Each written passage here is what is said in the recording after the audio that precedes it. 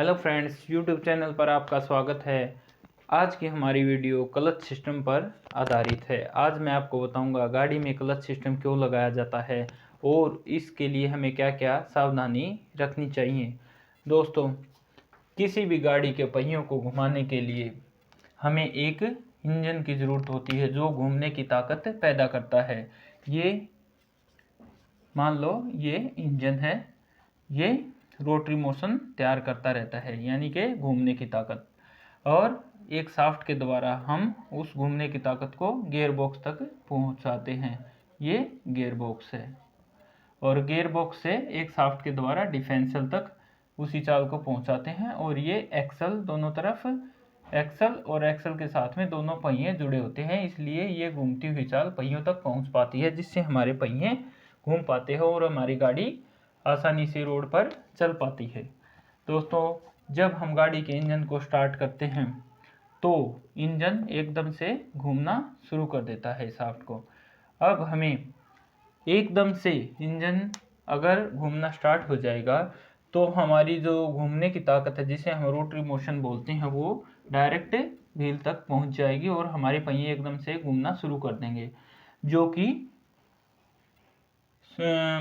कि सूटेबल नहीं है। हमें गाड़ी को अपने हिसाब से ड्राइव करना है। जब हमें गाड़ी को के पहियों को घुमाना होगा तभी हमें उसकी ज़रूरत पड़ती है। जब हमें गाड़ी के पहियों को नहीं घुमाना पड़ता तो हमें यहाँ पर इसकी जो रोटरी मोशन है उसको ब्रेक करना होगा। इसलिए इस फंक्शन के लिए इंजन और गियर बॉक्स के संबंध को तोड़ने और जोड़ने के लिए हमें क्लच सिस्टम की ज़रूरत होती है। जैसा कि मैंने आपको यहाँ पर दिखाया, ये मैं इधर आपको अलग से दिखा देता हूँ। ये इंजन शाफ्ट है जो यहाँ पर मैंने आपको दिखाया, ये इंजन शाफ्ट है। इसके साथ एक लोहे की डिस्क लगी रहती है जो कि लगातार इंजन के स्टार्ट होने पर घूमती रहती है, और इसके दूसरी तरफ ये शाफ्ट लगी होती है जो मैंने ये दिखाई। ये गियर बॉक्स की तरफ जो जाती है ये शाफ्ट है, और इसके साथ भी एक लोहे की डिस्क लगी होती है जिसे ड्रिवन मेंबर बोलते हैं। तो जब हमें इंजन की घूमने की ताकत पहियों तक चाहिए तो हमें ये जो डिस्क है लोहे की, इसको इसके साथ कनेक्ट करना पड़ेगा, घूमती हुई जो डिस्क है इंजन के साथ।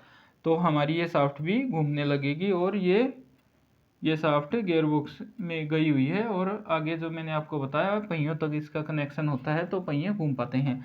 जब हमें इसकी चाल को इंजन पहियों तक डिस्कनेक्ट करना होगा तो हमें इसको वापस दूसरी तरफ रिमूव करना पड़ेगा डिस्क को, ताकि यहाँ से इसका कॉन्टैक्ट हट जाए और हमारी इंजन की जो चाल है वो यहीं पे स्टॉप हो जाए। इसके लिए हमें जो मैकेनिज़्म की ज़रूरत होती है वो उसे हम क्लच सिस्टम बोलते हैं। इस जो डिस्क है, क्लच डिस्क जिसे हम बोलते हैं, इसको हम फ्लाई व्हील के साथ किस तरह से सटाकर या कॉन्टैक्ट करके रख पाते हैं या डिस्कनेक्ट करते हैं, इसके लिए हमें यहाँ एक मैकेनिज़्म बनाना पड़ता है। यानी कि यहाँ पर अगर हम इसको फ्लाई व्हील की तरफ इस तरफ धकेलेंगे तो ये कैसे धकेल पाएंगे। यहाँ पर हम इसके लिए कॉइल स्प्रिंग लगा देते हैं इसके ऊपर, प्रेस जो इसको प्रेशराइज करके रखेगी। ये ऐसे कॉइल स्प्रिंग जो इसको इधर दबा के रखेंगे। ये मैंने इधर आपको दिखाने की कोशिश की है। ये जो है फ्लाई व्हील है ये वाला, और ये शाफ्ट है जो घूमती हुई है। इसके साथ में ये जो डिस्क मैंने दिखाई ये इसके साथ है, ये डिस्क जो है ये लगी हुई है, और इसके ऊपर एक प्रेशर प्लेट ये जो अलग से मैंने दिखाई, और इसके ऊपर ये कॉइल स्प्रिंग लगा रहता है। और यहाँ बोल्टों के द्वारा ये वाली जो है प्रेशर प्लेट, इसके साथ कुछ इस तरह का मैकेनिज़्म बनाया जाता है ताकि यहाँ जो कॉइल स्प्रिंग है वो इसको क्लच प्लेट को फ्लाई व्हील के साथ दबा के रखता है। यानी कि ये जो चीज़ मैंने दिखाई इधर, ये कॉइल स्प्रिंग लगाने के बाद यहाँ इसके साथ में कुछ इस तरह से बोल्टों के द्वारा ये एक प्रेशर प्लेट जोड़ दी जाती है, और ये प्रेशर प्लेट इसके साथ ही घूमती है।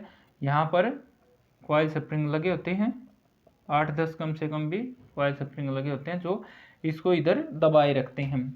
और इसके साथ ही ये घूमती रहती है। जब हमें इससे अलग करना होता है तो यहाँ पर एक मैकेनिज़्म दिया होता है।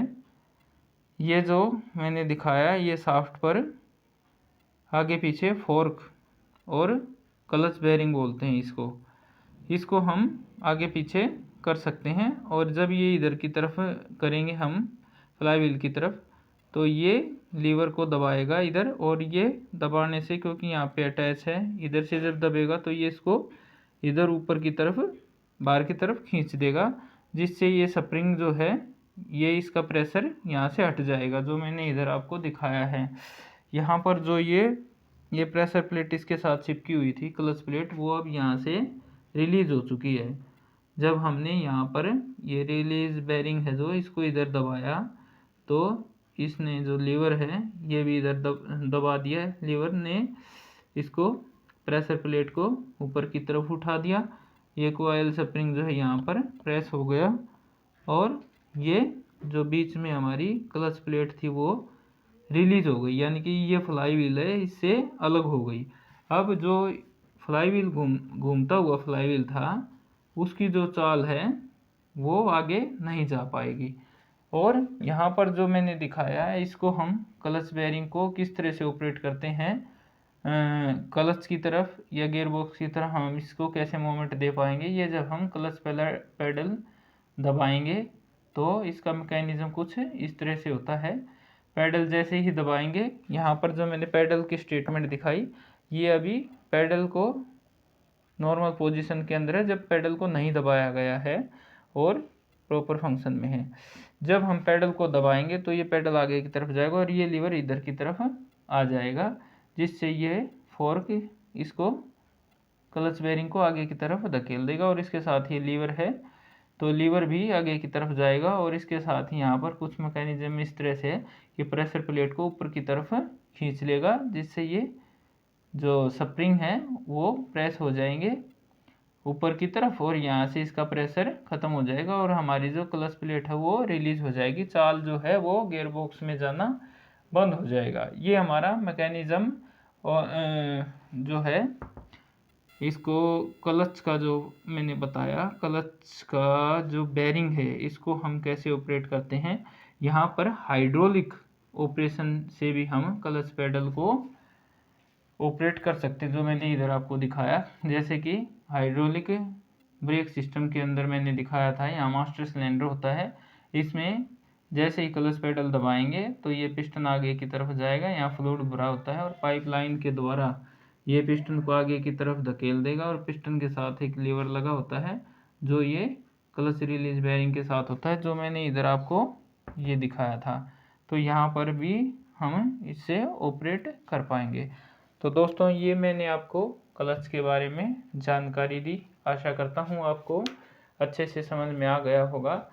क्लच के बारे में हमें क्या क्या सावधानियाँ रखनी चाहिए जिससे हमारी क्लच की लाइफ अच्छी रहे और हमारी गाड़ी की क्लच ज़्यादा समय तक उसमें कोई फॉल्ट ना आए। इसलिए हमें, अगर हमारा हाइड्रोलिक क्लच सिस्टम है तो हमें उसका जो फ्लूइड है, क्लच फ्लूइड है, उसको टाइम इंटरवल जो भी उसका दिया हुआ निर्धारित किया हुआ है उस पर हमें उसको रिप्लेस करवाना चाहिए।